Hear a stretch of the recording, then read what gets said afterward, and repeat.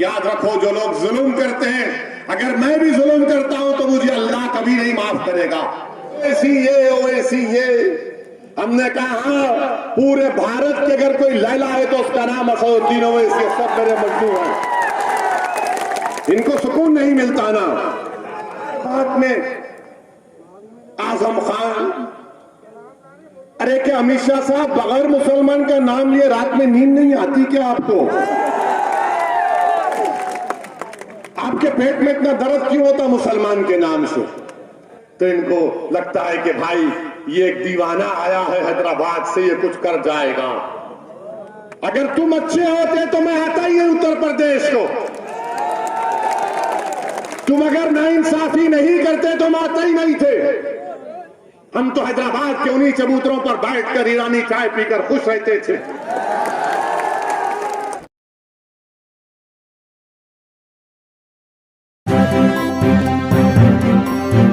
Media voice, आपकी आवाज।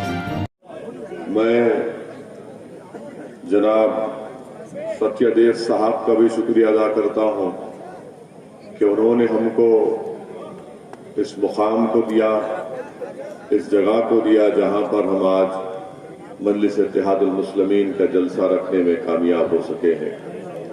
ये खुद एक बहुत बड़ी कामयाबी है कि सत्यदेव साहब ने मजलिस को यहाँ पर जलसा करने की इजाजत दी।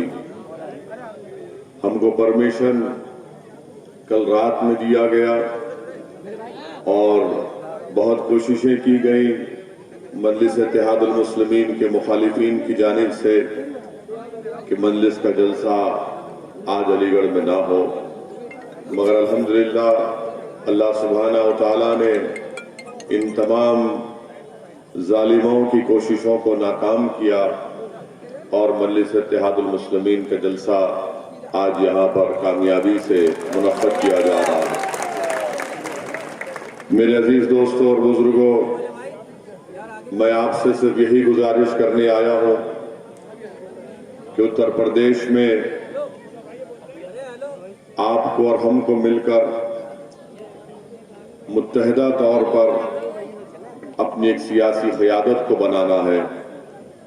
अगर हम अपनी सियासी क़यादत को नहीं बनाएंगे तो याद रखिए, भारत की जमहूरियत की तल्ख़ हकीकत यह है कि जिस समाज के पास उसकी सियासी क़यादत होगी, लीडरशिप होगी, वही समाज से इंसाफ हुआ है, वही समाज ने अपने हुकूक को हासिल किया है।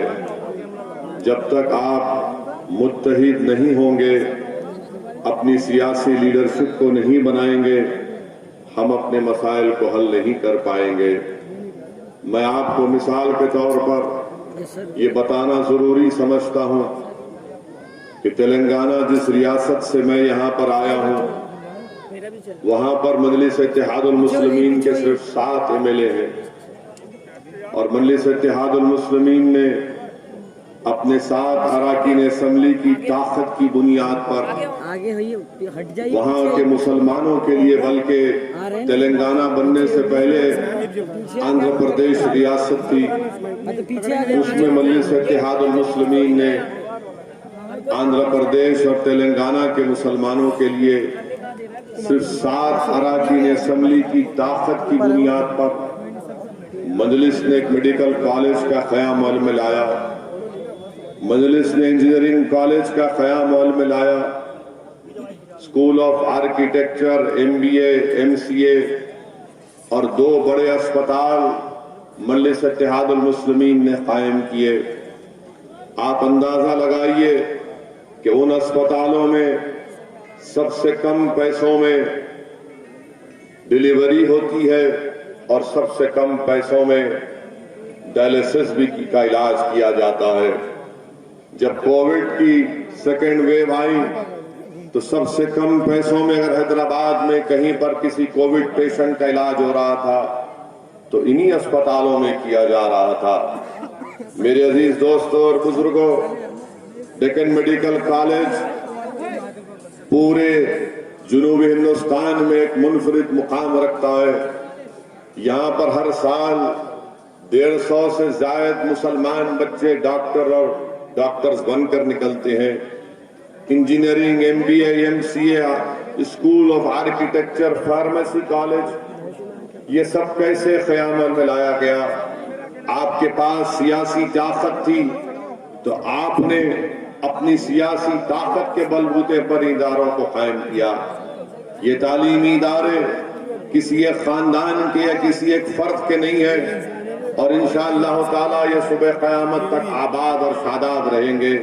ये कौम और मिल्लत का एक असासा है जो हमारे बुजुर्गों ने अपनी मेहनत और अपनी कुर्बानी और आवाम ने अपने सियासी शऊर जब उनमें बेदार हुआ तो उन्होंने इन तालीमी इदारों को कायम किया।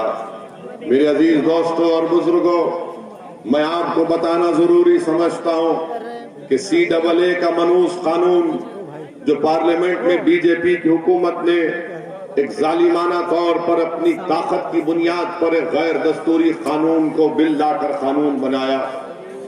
तेलंगाना की असेंबली में हमने वहां की हुकूमत के सामने इस बात का मुतालबा किया और CAA कानून के खिलाफ तेलंगाना की असेंबली में बाज़ाब्ता एक खरादाद रेजोल्यूशन पास की गई जिसमें ये हुकूमत ने अवाम से वादा किया, तेलंगाना की हुकूमत ने, कि हम तेलंगाना में सेंसस करेंगे, NP और NRC नहीं करेंगे। रेजोल्यूशन जब बनाया जा रहा था तो मंजलिस से कहा गया हुकूमत की तरफ से कि आप अपने तरफ से तजवीज पेश कीजिए। रेजोल्यूशन बनाकर हमने हुकूमत को दिया, हुकूमत ने उसमें थोड़ी बहुत तरमीम की और पूरी तेलंगाना की असेंबली में इस रेजोल्यूशन को पास किया गया। कोई कह सकता है कि मंजलिस के 7 MLA थे तो मंजलिस ने तेलंगाना की असेंबली में CAA कानून के खिलाफ रेजोल्यूशन को पास किया, मगर मेरे अजीज दोस्तों और बुजुर्गों, हैदराबाद की बल्दिया में मंजलिस के 44 अरकान बल्दिया थे तो पूरे भारत में अगर कोई एक बल्दिया थी, म्युनिसिपल कॉर्पोरेशन था जिसने CAA कानून के खिलाफ एक रेजोल्यूशन पास किया तो वो हैदराबाद की ग्रेटर हैदराबाद म्युनिसिपल कॉर्पोरेशन में मजलिस इत्तेहादुल मुस्लिमीन के सिर्फ 44 अरकान बल्दिया थे। हमने CAA जैसे काले कानून के खिलाफ एक रेजोल्यूशन को पास किया। मेरे अजीज दोस्तों और बुजुर्गों, याद रखिए, अगर आपके पास सियासी ताकत होगी तभी आपके मसाइल हल होंगे। मैं ये नहीं कह रहा हूं कि तेलंगाना में मुसलमानों के पूरे मसाइल हल हो चुके हैं। मैं इतना आपके सामने खड़े होकर इस बात का जिम्मेदारी के साथ दावा कर सकता हूं कि हुकूमत अगर कोई मंसूबा बनाती है मुसलमानों के खिलाफ तो उसको 2-10 बार सोचना पड़ता है, क्योंकि वह जानते हैं कि मजलिस इत्तेहादुल मुस्लिमीन इसके खिलाफ सदा एहतजाज बुलंद करेगी। मेरे अजीज दोस्तों और बुजुर्गों, मेरी इज्जतदार और माँ और बहनों, मैं उत्तर प्रदेश को इसलिए नहीं आया हूं कि मैं अपनी मकबूलियत में इजाफा करूं। मैं उत्तर प्रदेश को इसलिए नहीं आया हूं कि खुदा ना खास्ता मेरी अनानियत में और इजाफा हो। मेरे आने का मकसद सिर्फ यही है और इंशाअल्लाह ताला जब तक अल्लाह सुब्हानहू ताला मुझे जिंदा रखेगा, मैं बार बार उत्तर प्रदेश और भारत के कोने कोने में जाऊंगा, क्योंकि मेरा मानना यह है कि भारत की जमहूरियत, भारत का आईन जिसको बाबा साहेब अम्बेडकर ने बनाया, मुसलमानों को, दलितों को, आदिवासियों को इस बात की इजाजत देता है कि वो अपनी सियासी क़ियादत को बनाए। और अब जब सियासी क़ियादत आपकी बनेगी तो आप अपने मुक़द्दर के फैसले आप खुद कर पाएंगे। मेरे अजीज दोस्तों और बुजुर्गों, यही काम करने के लिए हम मजलिस इत्तेहादुल मुस्लिमीन को उत्तर प्रदेश में उसका क़याम में लाया गया।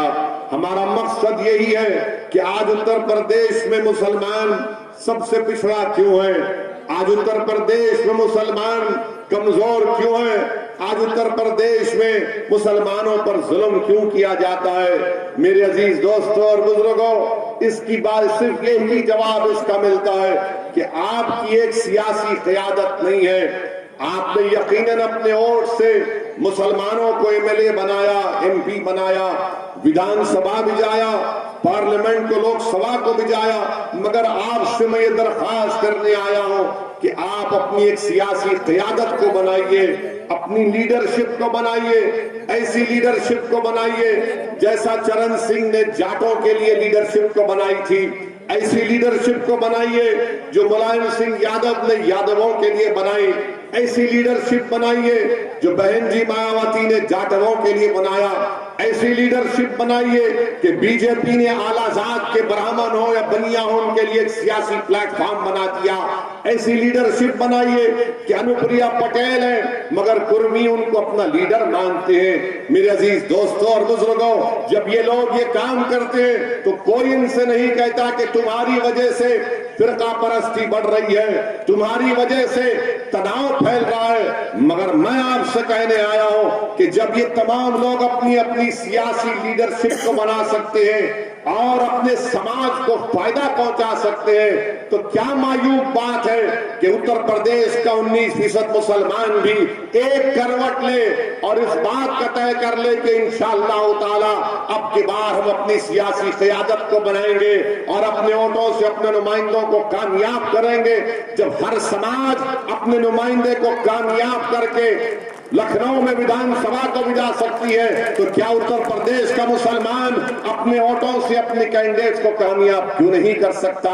ये हो सकता है, ये जरूर होगा इंशाअल्लाह ताला।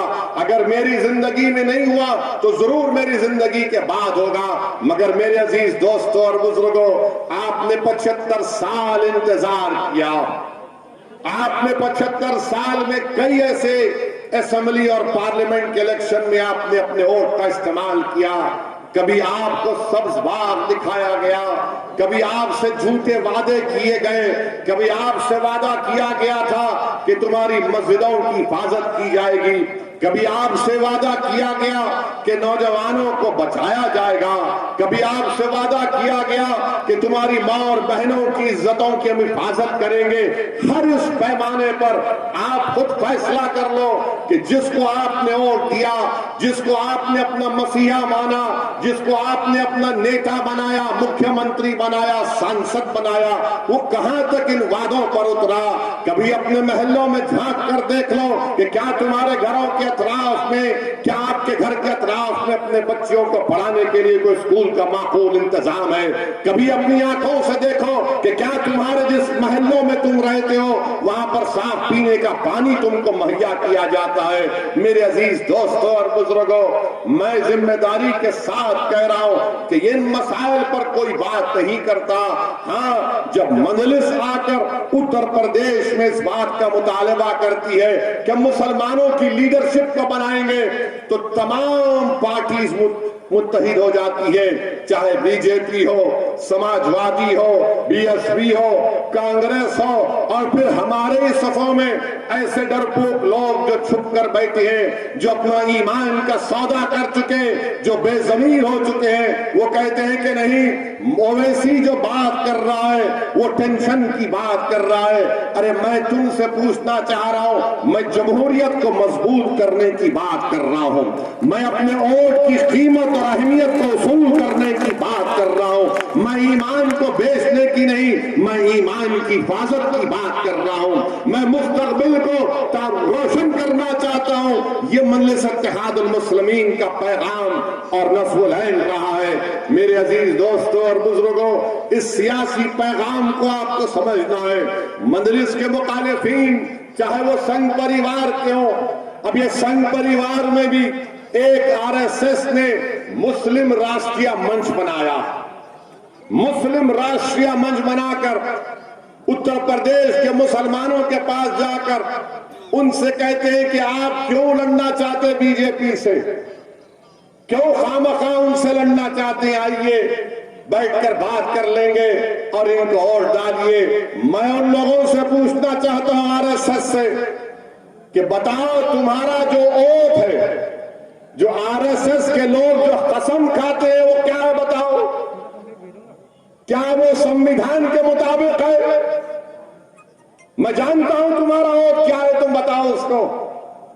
तुम इस मुल्क को एक हिंदू राष्ट्र बनाना चाहते हो, तुम इस मुल्क को एक मजहब का मुल्क बनाना चाहते हो, और आज आरएसएस के लोग जाकर इस तरह की बातें अवाम के दरमियान में करती हैं। बताओ आरएसएस वालों के बात सच नहीं है कि गोलवालकर ने नहीं कहा था कि हमारा जो तिरंगा है वो 3 रंग का वो शुभ है? क्या नहीं कहा था अपनी ऑर्गेनाइजर मैगजीन में? क्या आरएसएस ने नहीं कहा था कि अंबेडकर के बनाए हुए संविधान को हम नहीं मानते, मनुस्मृति को मानते हैं? ये डॉक्यूमेंटेशन है। क्या गोलवालकर की किताब वी द पीपल डिफाइन में नहीं लिखा गया कि मुसलमानों पर, ईसाइयों पर, कम्युनिस्टों पर भरोसा नहीं किया जा सकता? आज हिंदुत्व की बात कर रहे, हिंदुत्व का डेफिनेशन कहां से आया बताओ? 1980 तक कोई एक आरएसएस का लीडर का एक बयान बता दो जहां पे लफ्ज हिंदुत्व इस्तेमाल हुआ। श्यामा प्रसाद मुखर्जी से दीनदयाल उपाध्याय से लेकर 1980 के जमाने में सावरकर की हिंदुत्व की लिखी हुई किताब को लेकर हिंदुत्व की बात रखी गई। हिंदुत्व के माने क्या है जो सावरकर ने लिखे? सावरकर ने अपनी किताब में लिखा कि हिंदुत्व के माने है कि वो शख्स, और मुसलमानों के बारे में सावरकर ने क्या कहा कि मुसलमान भारत को मदरलैंड और होली लैंड नहीं मानते, इसीलिए ये इनका मुल्क नहीं है। ये हिंदुत्व के माने सावरकर ने अपनी किताब में लिखे। और ये लोग बात करते हैं कि सुप्रीम कोर्ट के चीफ जस्टिस जे.एस. वर्मा ने बात कही। Justice JS. वर्मा ने सावरकर की किताब का हवाला नहीं दिया, मैं दे रहा हूं, पूछो इसको इनकार कर सकते क्या तुम? मेरे अजीज दोस्तों और बुजुर्गों, ये बात हम सामने रखते हैं तो हम पर तनकीद शुरू हो जाती है, हम पर इल्जामात की बौछार शुरू हो जाती है।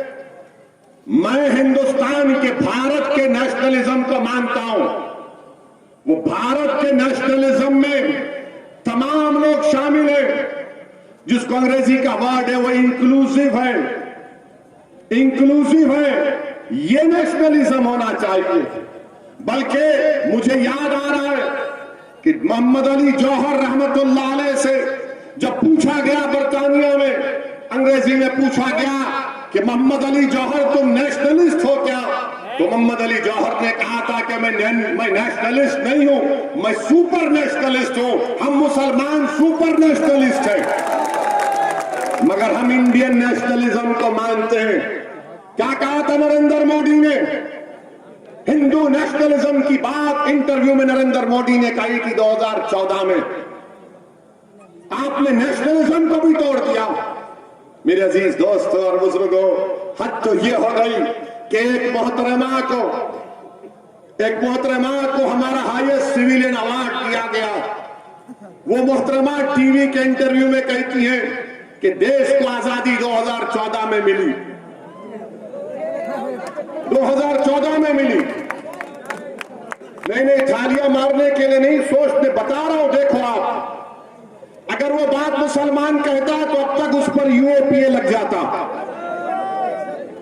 अगर वो बात मुसलमान कहता है तो यूएपीए लग जाता, उसको जेल में डालने से पहले पुलिस स्टेशन में ले जाकर उसके घुटने के बाजू हजरत पुलिस एक छोटी सी गोली मारती उसको और बोलते तूने गद्दारी की।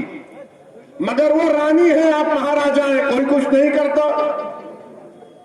वो क्वीन है और आप किंग है, आप कुछ नहीं करते। क्यों नहीं करते?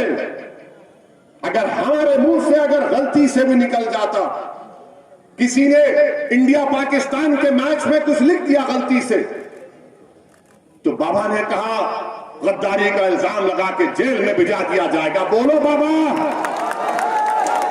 मैं उत्तर प्रदेश के मुख्यमंत्री से पूछ रहा हूं, मैं देश के प्रधानमंत्री नरेंद्र मोदी से पूछ रहा हूं, क्या देश 47 में आजाद हुआ या 2014 में आजाद हुआ? बताओ। और अगर ये गलत है तो क्या देश के प्रधानमंत्री और उत्तर प्रदेश के मुख्यमंत्री गद्दारी का इल्जाम लगाएंगे सेडेशन का?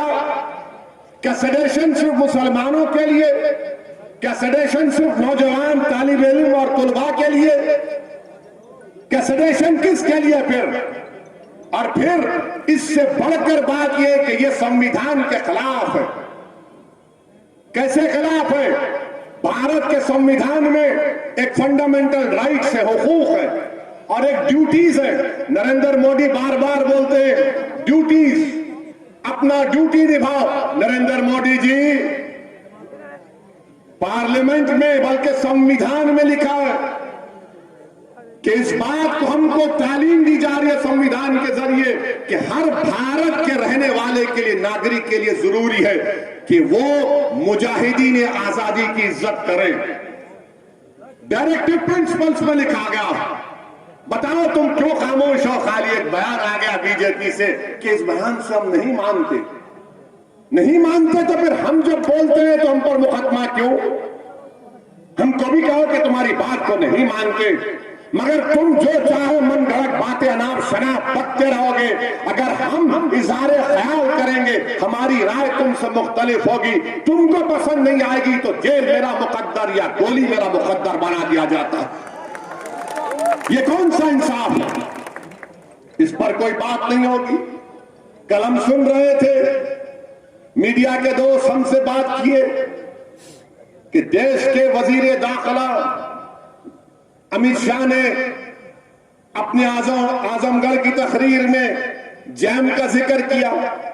हमसे पूछा गया जैम, हमने कहा हम तो टोस्ट पर जैम लगा के खा लेते, तो कौन से जैम की बात कर रहे हैं? हर बात में आजम खान।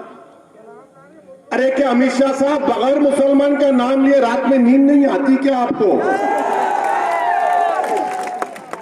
आपके पेट में इतना दर्द क्यों होता मुसलमान के नाम से? आप तो भारत के होम मिनिस्टर है ना, कि जैम में लगा दिया, आजम को ला लिया,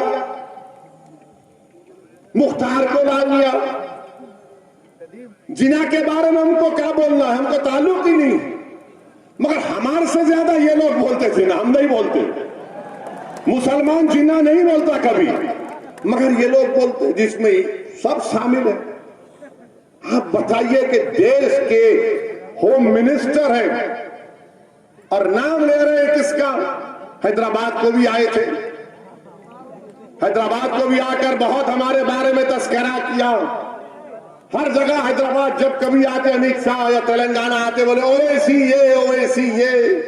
हमने कहा हाँ, पूरे भारत के अगर कोई लैला है तो उसका नाम असदुद्दीन ओवैसी, सब मेरे मजदूर हैं। इनको सुकून नहीं मिलता ना, इनको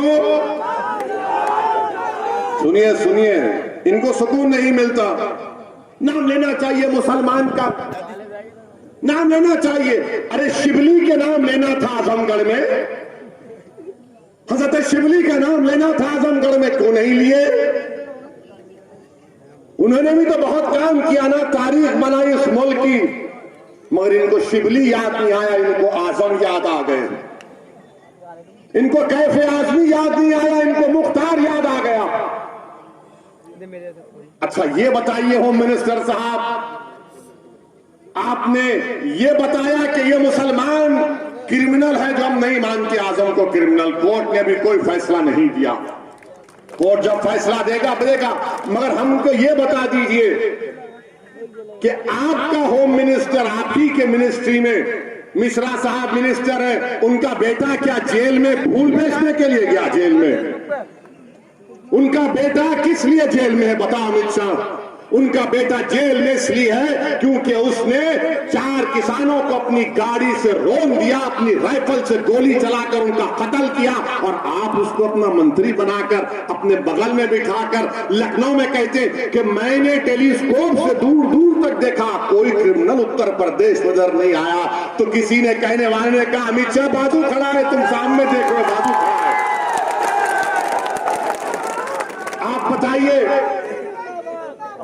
आप बताइए ये बीजेपी का मामला, पेट्रोल की कीमत आसमान को छू गई तो देश की जनता गरीबों की आंखों में धूल झोंकने के लिए थोड़े से पैसे कम कर दिए, 10 रुपये 20 रुपये। जब आप 20 रुपये कम कर सकते हैं तो आप 40-50 रुपये भी कम कर सकते हैं, क्यों नहीं करना चाह रहे आप? गरीबों का वोट लेंगे और गरीबों का खून भी चूसेंगे, और महंगाई गरीबों को मार रही। गरीब परेशान है, मगर ये लोग क्या कहते हैं, जैम जैम। अरे खाने को खाना नहीं है, तुम कौन से जैम की बात कर रहे हो? मेरे अजीज दोस्तों और बुजुर्गों, ये बीजेपी का, और फिर हर तरफ से आप देख रहे हैं कि यहां पर अलीगढ़ मशहूर है, ब्रास के स्टैचूज बनते हैं, ताले बनते हैं। मगर क्या ये बात सच नहीं है कि नोटबंदी ने, जीएसटी ने, लॉकडाउन ने तमाम कारोबार को तबाह बर्बाद करके रख दिया? नोटबंदी ने, जीएसटी ने लॉकडाउन में बर्बाद कर दिया। वेल्डिंग का काम होता था, वेल्डिंग के काम के लिए उस सिलेंडर में ऑक्सीजन की जरूरत पड़ती। 1000 लोग, 1000 यूनिट बंद हो चुके हैं। मगर बीजेपी के लोग बात करेंगे तो जे की बात करेंगे, या जैम की बात करेंगे, या फुलां की बात करेंगे। मेरे अजीज दोस्तों और बुजुर्गों, और फिर अमित शाह कहते होम मिनिस्टर हैं, देश के होम मिनिस्टर हैं, वो कह रहे हैं कि जितने लोग क्रिमिनल हैं वो कहते हैं गोली मत मारो, हम आ रहे हैं। अमित शाह साहब, आप बताइए, गाजियाबाद में, मैं 2 दिन पुरानी बात कर रहा हूं, गाजियाबाद में 7 लड़कों को, उनका नाम भी सुना देता हूं मीडिया के लिए, क्योंकि वो अमित शाह के जैम को सुनकर आए।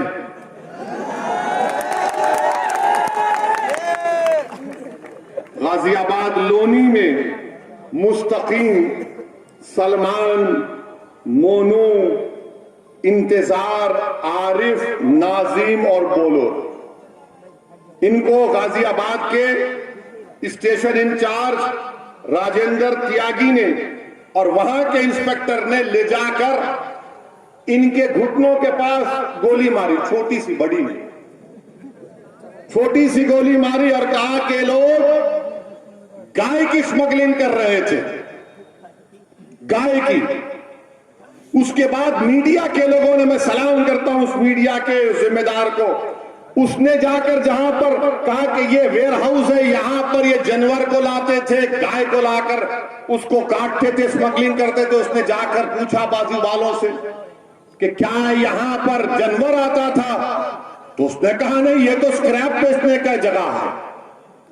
जब सबने कह दिया कि कुछ नहीं आता था, ये तो स्क्रैप बेचने की जगह है, माने जहां पे इनकाउंटर हुआ वहां पर बाजू, तो फौरन योगी आदित्यनाथ की सरकार ने क्या किया, राजेंद्र त्यागी का ट्रांसफर कर दिया,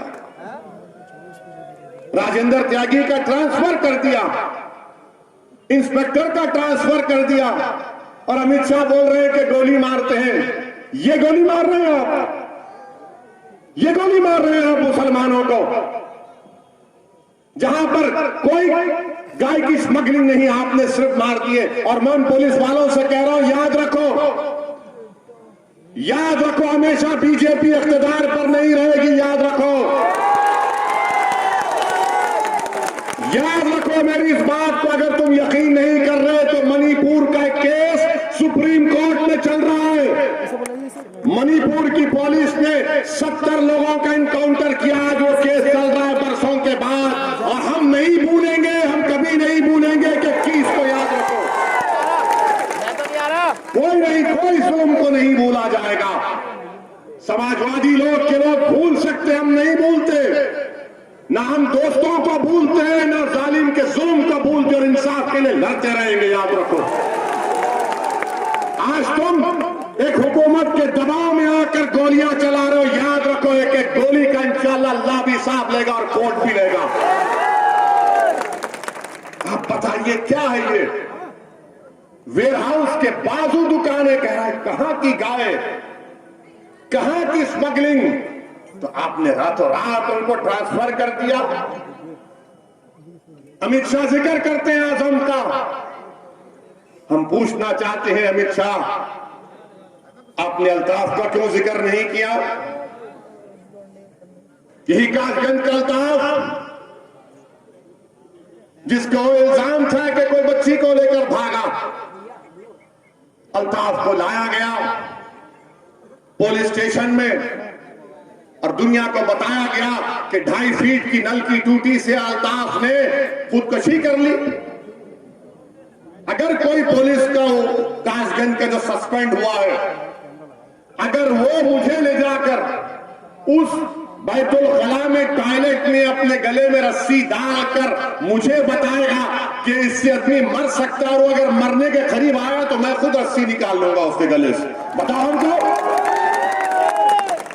बताओ हमको 2.5 फीट की टूटी को कोई खुदकुशी कर सकता है?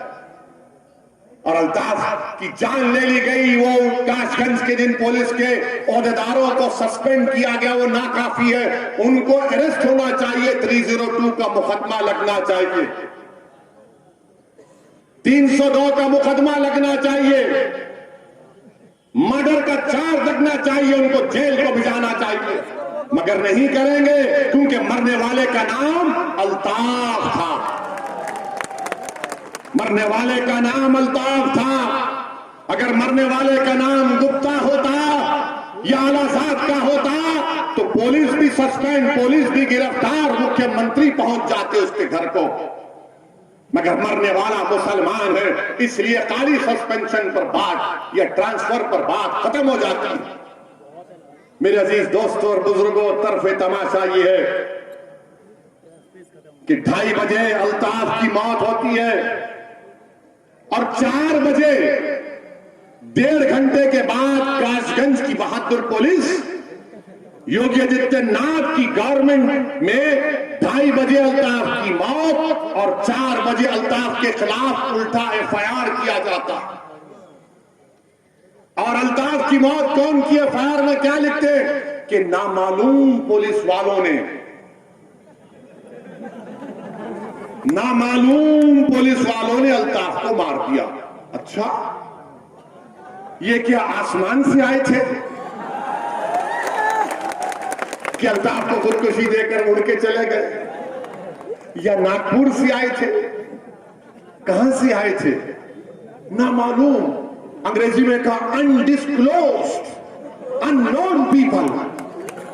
वाह बाबा, क्या कार चला रहे आप। ये मजाक, एक इंसान, एक बाप को अपने बेटे से महरूम कर दिया गया और बाप से खाली पेपर पर अंगूठा ले लिया गया और लिख दिया गया कि इसका बाप तो खुश है हमसे। हाँ, जिस तरह देश की जनता योगी और मोदी से खुश है, सब खुश है, फिर सबको आप अंगूठे पे दबा दो और ले लो। मगर एक बाप ने तो अपने बेटे को खोया है ना। और याद रखो, जो लोग जुल्म करते हैं, अगर मैं भी जुल्म करता हूं तो मुझे अल्लाह कभी नहीं माफ करेगा।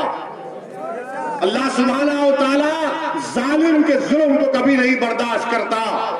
और एक मजलूम की आंख में जब आंसू आते हैं तो अल्लाह की रहमत जोश में आ जाती है। तुमने एक बाप से उसका बेटा छीना, इंशाअल्लाह ताला अल्लाह इंसाफ करेगा।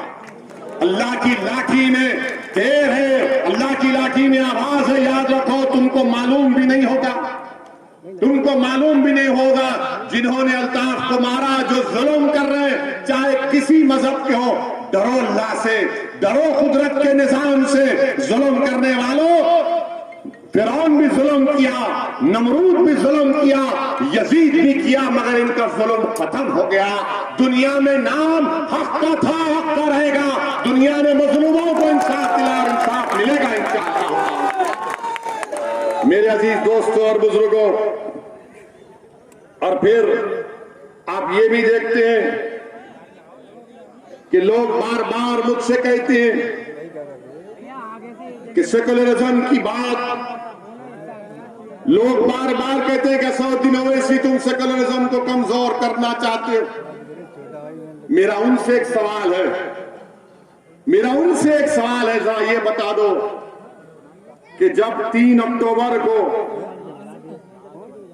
आमिर खान ढीला बंडी पर अपने कपड़े बेच रहा था तो 2 लोग आकर उसको मारते हैं कि कहा ये नारा लगाओ JSR का, उसने नहीं लगाया तो उसको मारा और पीटा गया। फिर एक लड़का है नियाजी, फरमान नियाजी, बरेली का अलीगढ़ से जा रहा है ट्रेन में, ये देख लिए उसको ये लोग जो मुसलमानों से नफरत करते हैं, बल्कि मुसलमानों से नहीं बल्कि भारत से नफरत करते हैं, वो भारत के संविधान से नफरत करते हैं, वो भारत के प्लुरलिज्म, डाइवर्सिटी, भाईचारगी से मोहब्बत नहीं करते, नफरत करते हैं। उन्होंने इस फरमान नियाजी से कहा, तेरे चेहरे पे दाढ़ी क्यों है, तू कुर्ता पैजामा क्यों पहना हुआ है? और जब उस बच्चे ने कुछ नहीं कहा तो उसके कपड़े फाड़ दिए। पूरी ट्रेन में कंपार्टमेंट में हो रहा है, ये किसी अलीगढ़ के किसी गली कूचे में अंधेरे में नहीं हो रहा है, ट्रेन में हो रहा है। इसको मारा और पीटा गया, इसकी ऐनक को तोड़ दी गई और ट्रेन में सब बैठने वाले बैठकर तमाशा देख रहे हैं। किसी में इतनी हिम्मत नहीं हुई कि क्या कर रहा है तो बच्चे को छोड़ दे। ये नफरत है, ये नफरत है ना। अगर हम किसी को देखते हैं कि अगर गली के कुत्ते को कोई मारता है तो कहे मत कर ये हरकत। आप ये देखते हैं और आकर मुझे सेकुलरिज्म की तालीम देते हैं। कौन से सेकुलरिज्म की तुम बात करते हो मेरे सामने? कौन से? वो जो हरियाणा का बच्चा आज से 4 साल पहले हाफिज कुरान, जिसने कुरान को तरावी मुकम्मल करके ईद की तैयारी के लिए नए कपड़े लेकर दिल्ली को जा रहा था, तो ट्रेन के कंपार्टमेंट में उसको चाकू से मारा गया, उसके भाई को। वो सेकुलरिज्म जो ट्रेन के कंपार्टमेंट से निकलता, प्लेटफॉर्म पर कोई उठा नहीं सकता, उसका भाई जख्मी हालत में अपने भाई को 20 सीढ़ियां उठाकर लेकर जाता है, दम तोड़ देता है। वो सेकुलरिज्म। इसके बाद भी अगर मैं इसलिए कह रहा हूं, आपको कह रहा हूं, मैं मुखातिब भारत के मुसलमानों से हूं, मैं मुखातिब कोई सेकुलर पार्टी या बीजेपी आरएसएस से नहीं हूं, मैं मुखातिब आपसे हूं। अगर मेरी एक बात गलत है तो आप मुझे पकड़ लीजिए। इसीलिए मैंने कहा कि भारत के संविधान में जो सेकुलरिज्म है मैं उसको मानता हूं। मैं सियासी सेकुलरिज्म को अपनी जूती की नोक पर भी नहीं रखता हूं। भारत का सेकुलरिज्म संविधान का अलग है, जो हमारे मुजाहिदीन आजादी ने ख्वाब देखा था, जो वो खुद उस पर अमल करते थे। मगर ये सियासी पॉलिटिकल सेकुलरिज्म धोखे के लिए इस्तेमाल होता है। बताइए आप मेरे अजीज दोस्तों और बुजुर्गों, ये सेकुलरिज्म है कि उत्तर प्रदेश में कितने लोगों को गोली मारी गई? क्रिमिनल अगर पकड़े गए तो 31% गोली मारी गई, एनकाउंटर हुआ। क्या यह सेकुलरिज्म है कि उत्तर प्रदेश में मुसलमानों का लिटरेसी रेट 58% है? यह सेकुलरिज्म है। और मुस्लिम खवातीन का, महिलाओं का 50% है, यह सेकुलरिज्म है। तुम इस सेकुलरिज्म के नाम पर दोगे वोट? किस बुनियाद पर आप वोट देंगे बताओ मुझे। या ये सेकुलरिज्म है कि हाई स्कूल में खाली मुसलमानों के 3% बच्चे, ग्रेजुएशन में सिर्फ 2% बच्चे, ये सेकुलरिज्म के नाम पर आप वोट देंगे? किस बुनियाद पर आप वोट देंगे? अगर उत्तर प्रदेश और भारत का मुसलमान इन चीजों को गौर नहीं करेगा, ये आदद और शुमार को, डेटा को गौर करके एक सही फैसला लो। आपने तो कसम खा ली है। हम जिस मिलते हैं तो बोलते हैं असद साहब आप बहुत अच्छा बोलते हैं, पार्लियामेंट में दबा कर बोलते हैं, टीवी पर बहुत अच्छा बोलते हैं। हम जब आप टीवी पे आते हैं हम लोग सब घर के लोग बैठकर देखते हैं। मैंने पूछा क्या मैं कोई गुलकार हूं क्या आप मुझे देखकर मेरे गाना सुनने के लिए बैठते हैं? आप बहुत अच्छी तकरीर करते तो क्या करो, गाना गाओ, हारमोनियम लाओ नेक्स्ट टाइम। मेरे अजीज दोस्तों और बुजुर्गों, आपको बेदार होना है। जिस दिन आप बेदार हो जाएंगे, आपके वोट की अहमियत भी नहीं है। मैं कह रहा हूं आपको, उत्तर प्रदेश में मुसलमानों की वोट की कोई अहमियत नहीं है, कीमत नहीं है। अगर तुम्हारे वोट की कीमत और अहमियत होती तो अमित शाह ये जबान इस्तेमाल नहीं करते। अगर तुम्हारे वोट की कीमत होती तो आजम खान जेल में नहीं होते। अगर तुम्हारे वोट की कीमत होती तो तुम्हारे बच्चे स्कूलों में होते। तुम्हारे वोट की कीमत होती तो तुम पर गोलियां नहीं चलाई जाती, तुम पर फूल बरसाए जाते। अगर तुम्हारे वोट की कीमत होती तो तुम्हारे बच्चे ग्रेजुएट होते, हमारी बच्चियां पढ़ती। तुम्हारे वोट की कीमत होती तो तुम्हारे मस्जिदों की हिफाजत होती। तुम्हारे किसी भी वोट की कीमत और अहमियत नहीं रही। अब इसकी अहमियत और कीमत को अगर जिंदा करना है तो सियासी क़यादत को पैदा करो। हाँ, अगर तुम खुश हो कि मैं अगियार के चौखट पर जाकर सर झुकाऊंगा, अगर तुम मुतमईन हो कि मैं गुलामी का हक अदा करूंगा, अगर तुम खुश हो कि मैं इसी हालत में रहूंगा, मैं इसी तरह पिटता जाऊंगा, मिटता जाऊंगा और नाइंसाफी का सैलाब मुझ पर आता रहेगा, मैं इस तरह की जिंदगी नहीं गुजार सकता। मैं घुटन में अपनी जिंदगी नहीं गुजार सकता। मुझे सांस लेने की आदत है, मुझे खुली जहन चाहिए, खुला एटमॉस्फेयर चाहिए। जमहूरियत में मुझे अपना हक चाहिए, मुझे मेरी आवाज उठाने का हक चाहिए। मैं अपना हक चाहता हूं, पार्लियामेंट हो या उत्तर प्रदेश की विधानसभा हो, मैं चाहता हूं कि मेरी आवाज को सुना जाए, मेरे मसाइल को हल किया जाए। मेरे अजीज दोस्तों, मैं बहुत नारे सुन रहा हूं, पिछले 10-12 साल से नारे सुन रहा हूं। इन नारों को वोट में तब्दील करो, इन नारों को वोट में तब्दील करो। सिर्फ नारे लगाकर आंख में 2 आंसू लाकर पोंछ लिए और उसके बाद सुबह उठते कि भैया कैसे अच्छे हैं आ गए। नहीं मेरे भाई, करवट लेना है आपको, एक फैसला लेना है आपको। और अलीगढ़ में आप देख रहे हैं सीवरेज लाइन का इंतजाम नहीं, पीने के पानी का साफ इंतजाम नहीं, ट्रैफिक जाम लगा रहता है। मगर अमित शाह को वो जाम की फिक्र है, अलीगढ़ के ट्रैफिक जाम की फिक्र नहीं है। अलीगढ़ के ट्रैफिक जाम की फिक्र नहीं है। अब बोले फिक्र जाम है अलीगढ़ में, आ रहेंगे वो जाम, हम वो जाम करेंगे, हम वो जाम पे बोलेंगे। मेरे अजीज दोस्तों और बुजुर्गों, ये जो अपने मजलिस को गाली देते हैं, मजलिस पर इल्जाम लगाते हैं कि मजलिस वोट डिवाइड करती है। सुना होगा ना आपने कि इलेक्शन लड़ेंगे वोट डिवाइड करते। हम जहां कहीं टीवी चैनल पे जाते हमको पूछा जाता है, ऐसा पूछते हैं जैसा कि कोई दामाद ससुराल के घर को आता है। तो जाता है ना बेटा घर को अपने ससुराल में, तो ससुर साहब बैठ के पूछते बेटा खुश, अच्छे हैं। हमसे वही सवाल होता है, आप लड़ेंगे तो वोट डिवाइड हो जाएंगे, हम लड़े तो वोट डिवाइड होंगे। तो क्या हुआ था 2019 में? 75% मुसलमानों ने समाजवादी और बहुजन समाज पार्टी को वोट दिया। आपने दिया नहीं दिया? अलीगढ़ से आपने बीजेपी को वोट दिया? डर रहे क्यों? वोट दिया क्या? आपने समाजवादी को दिया, बीएसपी अलायंस को दिया ना? हाथ उठाइए।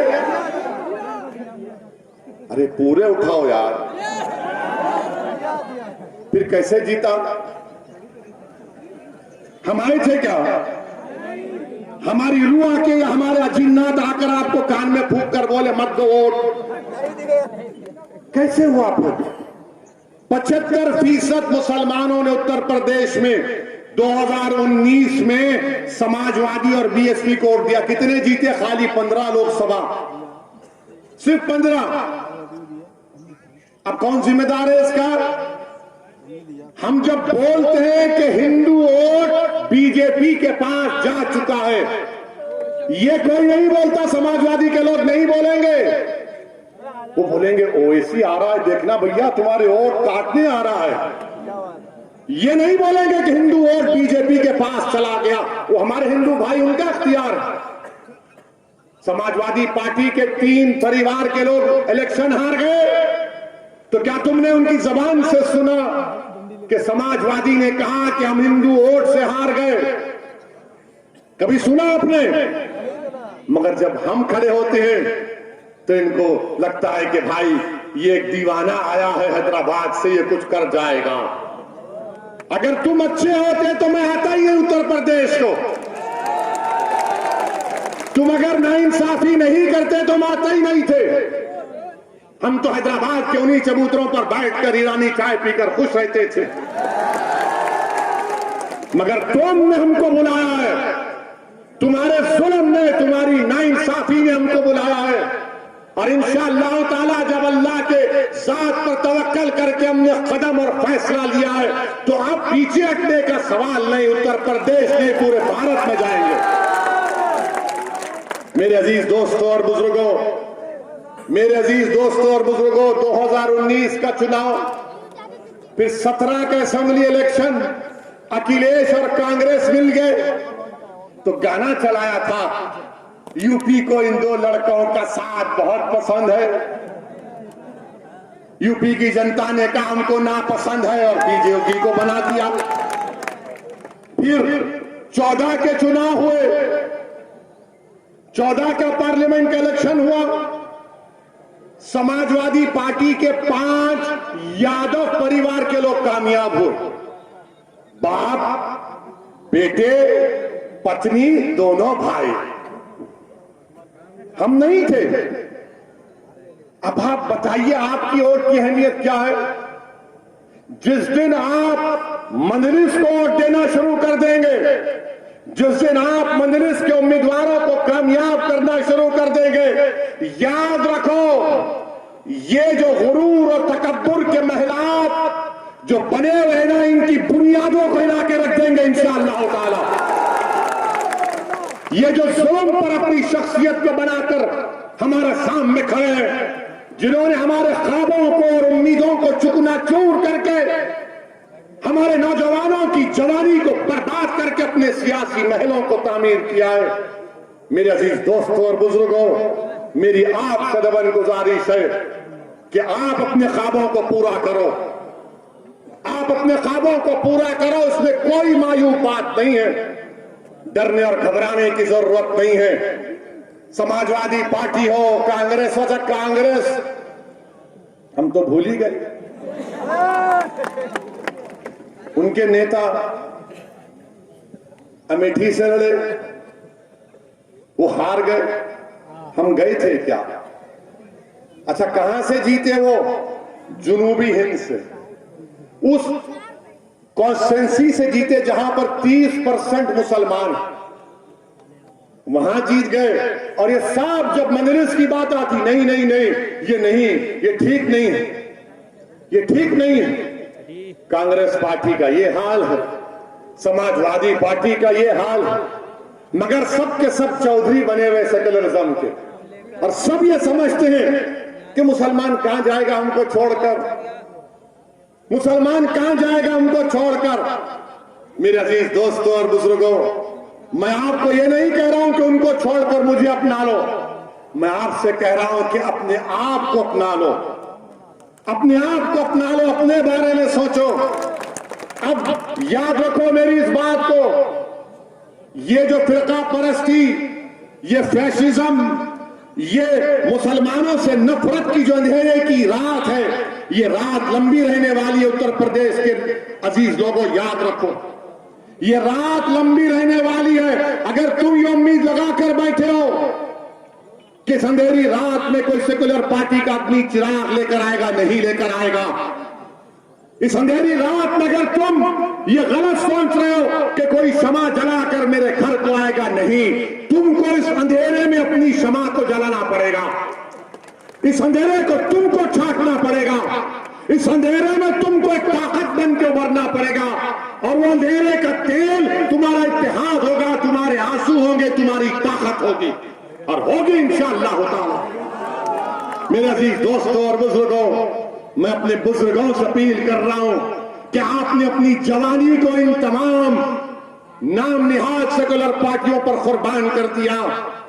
मेरी उन बुजुर्गों से अदबन गुजारिश है, आप सोचो आपने क्या हासिल किया, आपने क्या हासिल किया?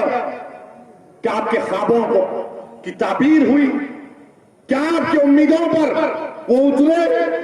हम सिर्फ वोट डालने वाले नहीं, हम एटीएम की मशीन नहीं है मुसलमान, कि इलेक्शन आ गया और एटीएम में जाओ और डालते रहो। नहीं वोट डालो मगर अपने आप को डालो, अपनी ताकत को दिखाओ। तुम्हारी ताकत तुम कैसे दिखाओगे? आज यूएपीए का कानून बन गया, कांग्रेस और समाजवादी ने साथ दिया। मेरे अजीज दोस्तों और बुजुर्गों, मेरी आपसे गुजारिश है कि एक जरूर इस बात पर गौर करिए कि महाराष्ट्र में जो तशद्दुद हुआ वो नहीं होना चाहिए था। मैं तशद्दुद के खिलाफ हूं और रहूंगा। अब यहां पर भी बाज लोग वो साजिश कर रहे हैं, जज्बात में मत आइए, होश से काम करिए। अगर कोई हमारे जज्बात को ठेस पहुंचाता है तो पुलिस में जाकर कंप्लेन दीजिए। अगर थाने में एफआईआर नहीं दिया जाता तो कंप्लेन का एक्नॉलेजमेंट लीजिए।